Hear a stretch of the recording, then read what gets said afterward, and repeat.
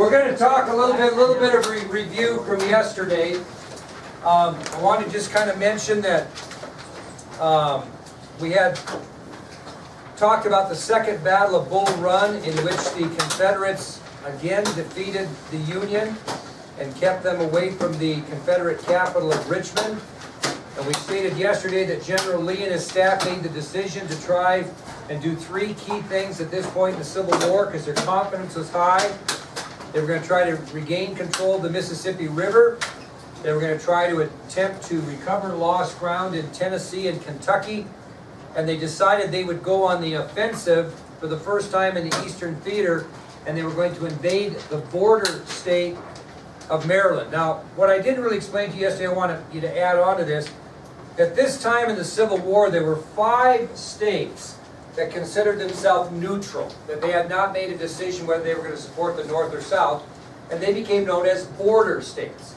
Now, obviously, Maryland was one of those, but surprisingly enough, Kentucky was also a border state. Remember, we said that they had strong influence from Henry Clay. They had people that had different philosophies on both sides, and that's why it was so easy for the Union to take Kentucky. It was also a border state. Another border state was Missouri. Missouri was a border state. They had not made up their mind yet, whether they were going to support either side. Delaware was another border state. And then the state that broke off from Virginia because of philosophical differences, West Virginia was a border state. So you had 5 border states that considered themselves neutral in the Civil War at this time: Maryland, Kentucky, Missouri, Delaware, and West Virginia. Now, that takes us to our next subtopic then, which is Bloody Antietam. And basically, this is a battle that'll take place in the border state of Maryland. And there was 3 reasons why the Confederates wanted to win a victory in the border state of Maryland. There were 3 reasons why the Confederates wanted to win a victory in the border state of Maryland. What might be their first reason they might win it? If the Confederates win in Maryland, Maryland might do what? What's that? Yeah, they might secede and join the Confederacy. Okay, so that was one reason why the Confederates wanted to win a victory in the border state of Maryland, is they thought if they won a victory in that border state, it might draw Maryland into the Confederacy. Makes sense? Now, they also thought if they could get a victory on Union soil, even though it was a border neutral state, it leaned more towards the north.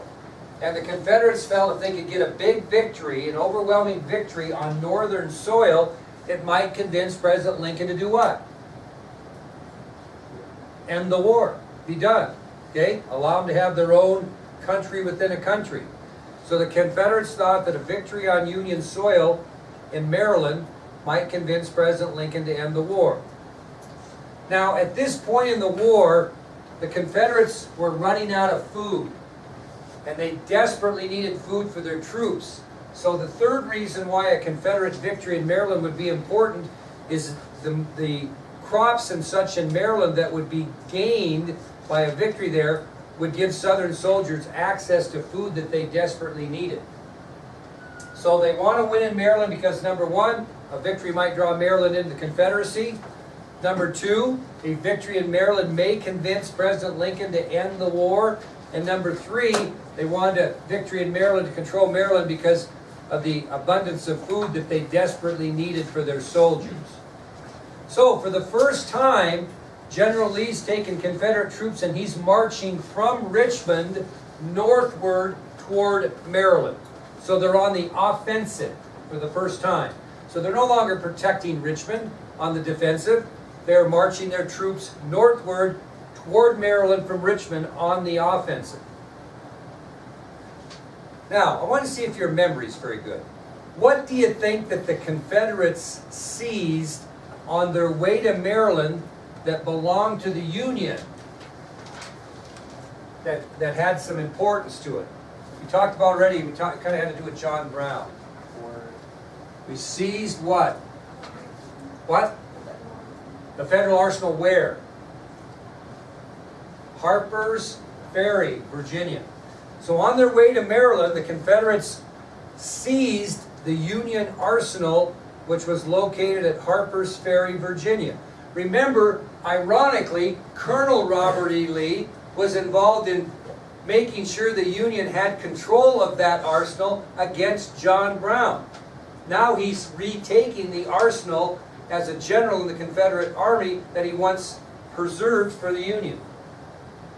So on their way to Maryland, the Confederates seized the Union Arsenal at Harper's Ferry, Virginia. And they continue their march towards Maryland, very confident in victory. And maybe they had a right to be.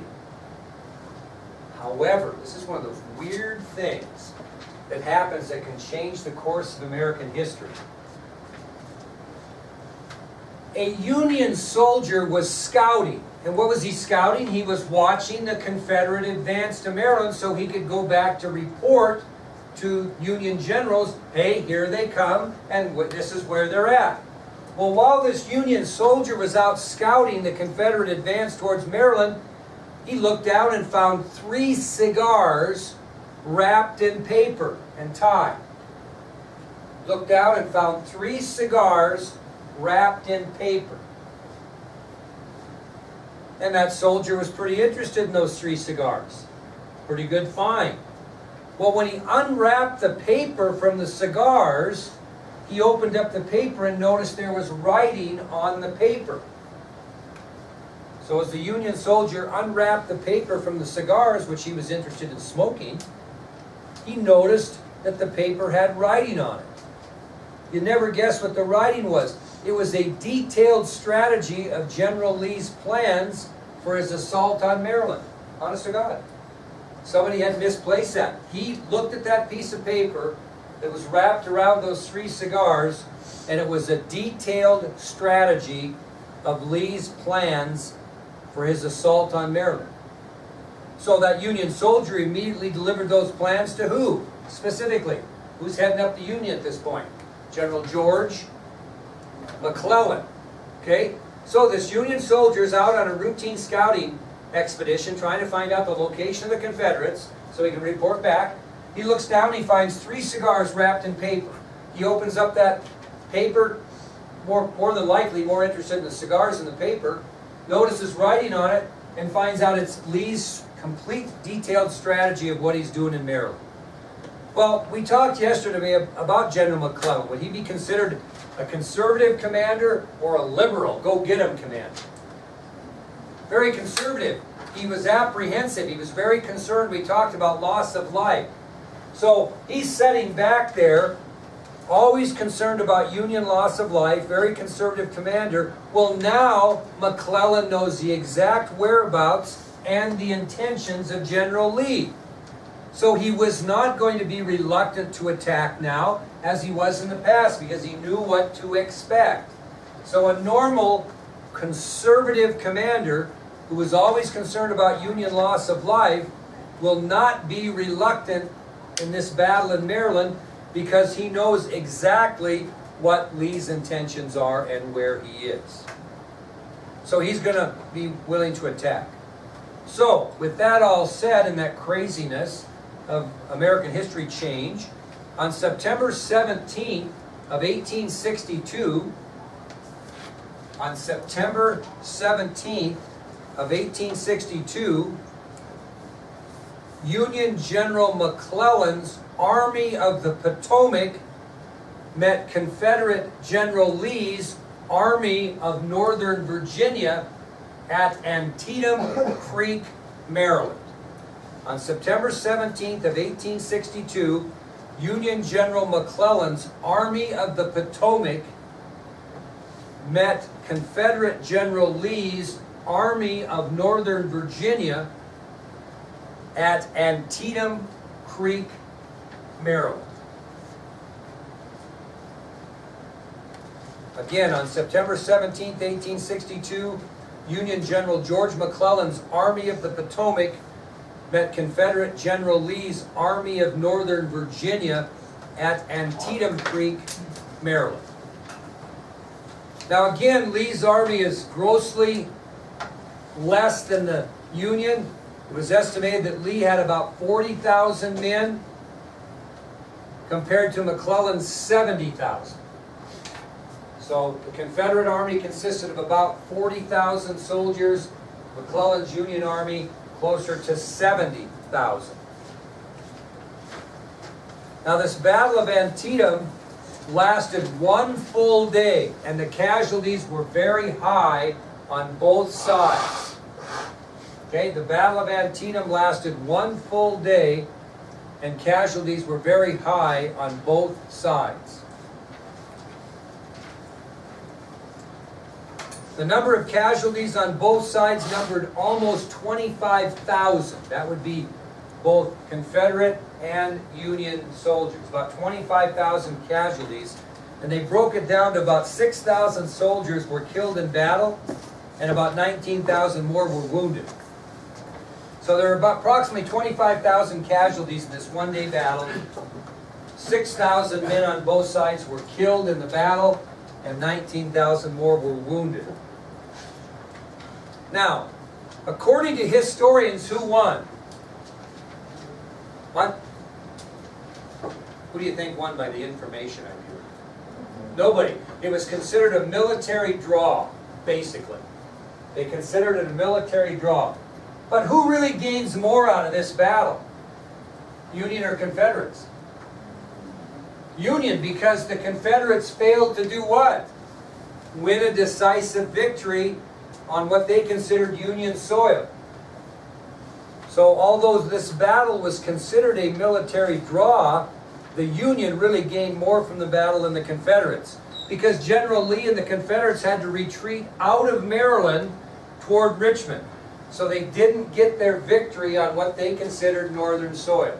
So although it was a draw, and all it was accomplished probably was 25,000 casualties, it really was more of a victory for the North and South. And keep that in mind, because Lincoln needs a victory. And he's going to consider this a victory rather than a tie. Okay? Any questions on the Battle of Antietam? Well, I think we've all heard of this piece of literature, the Emancipation Proclamation. Anybody know what that did? What did that do in our country's history? The Emancipation Proclamation, before we get into it. Freed the slaves. Not all the slaves in the United States, however. We'll get to that. So, let's back up. In the summer of 1862, prior to the Battle of Antietam, before this, Lincoln assembled his presidential cabinet, got all of his cabinet together, and had a meeting. This was in the summer of 1862, prior to the Battle of Antietam. And when Lincoln got his cabinet together, he informed them that he was considering issuing a presidential proclamation. Okay? President Lincoln informed his cabinet that he was considering issuing a proclamation. Now, although some people know this and some don't, this proclamation that Lincoln was considering would free all the slaves only in the states that seceded from the Union. So how about those border states? If they had slaves, were they free? No. A lot of people think the Emancipation Proclamation freed all the slaves in America. That's not true. It only freed the states, freed the slaves in the states that had seceded from the Union. So he didn't mention what would happen to slaves in those 5 border or neutral states. So they discussed this, and I think the cabinet thought it'd be a good idea. But they said, you know, we've been kind of struggling. Let's not announce this until after we get a military victory in the Civil War, because they had been getting their butts kicked up to that, had they not? So after discussion with this cabinet, it was decided the president would wait to announce this proclamation of freeing slaves in all the states that seceded from the Union until after the Union had won a victory in the Civil War. Well, President Lincoln didn't want to wait too long, so he, like I mentioned, decided to consider this Battle of Antietam as a victory for the Union. And it was after the Battle of Antietam that Lincoln decided he would issue that proclamation. So it was discussed and agreed upon among the president and his cabinet they would wait till after a military victory in the Civil War, and Lincoln didn't want to wait too long, so he took advantage of this, what he considered a victory at Antietam. He thought it was enough of a victory to announce his plans. So, on January 1st of 1863, Abraham Lincoln issued what we know in history as the Emancipation Proclamation. January 1st, 1863, Lincoln issues what we know in history as the Emancipation Proclamation. I'm glad you guys have good young eyes, because I wanted to get this all on one page.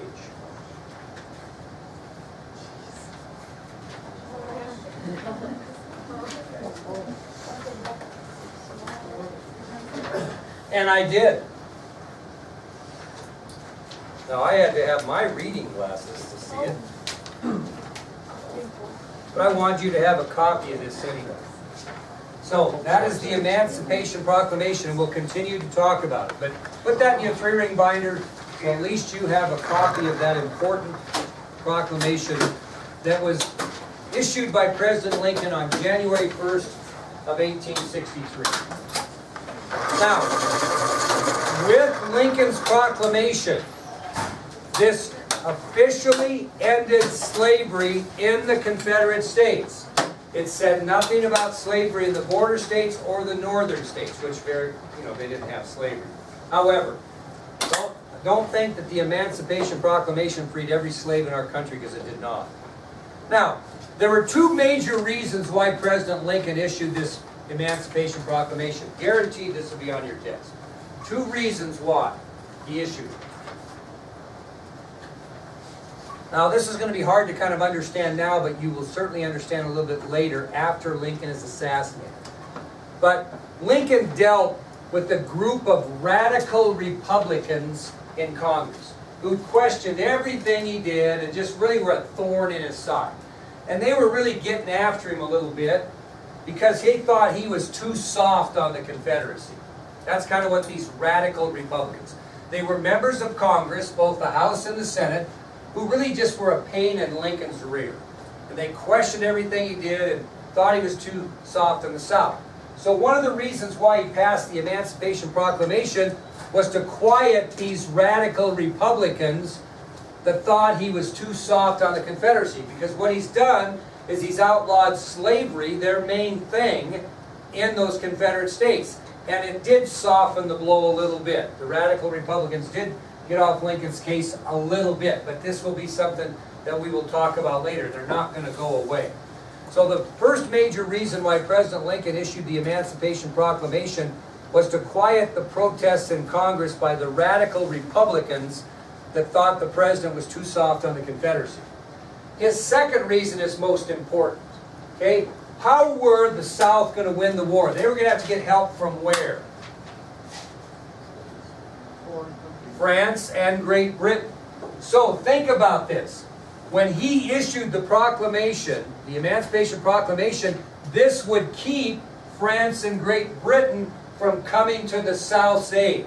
No question, he knew it would. It would keep France and Great Britain from coming to the South's aid. Why? Why would it keep France and Great Britain from giving them any aid now that he freed the slaves in the Confederate States? Were the 2 countries willing to help the South fight for states' rights, the rights of each individual states? Sure they were. They were very willing to help the South in their fight for states' rights, to have say within their own states. But what are they not willing to support? Slavery. And basically, when Lincoln issues the Emancipation Proclamation, the Confederates are not only fighting for states' rights now, they're fighting to regain what? Slavery. And France and Great Britain weren't going to have any part of fighting or providing aid for a country that was promoting slavery. Okay? So it was brilliant on Lincoln's part. So neither France nor Great Britain is going to support a fight for slavery, and so it was brilliant. Now, after the Emancipation Proclamation was issued, it was estimated that about 180,000 blacks fought on the Union side during the Civil War. So not only did it free the slaves, it gave the Union more manpower, so to speak. It was estimated that about 180,000 black men fought on the side of the Union after the Emancipation Proclamation. Now, these soldiers were segregated. In other words, they didn't fight alongside white soldiers, and they had their own troop. They were called the United States Colored Troops. So if you were a black man at this time and you wanted to fight for the Union, they segregated you into a group called the United States Colored Troops. Who commanded the United States Colored Troops? Black or white commanders? White, because we didn't have confidence that they could command themselves.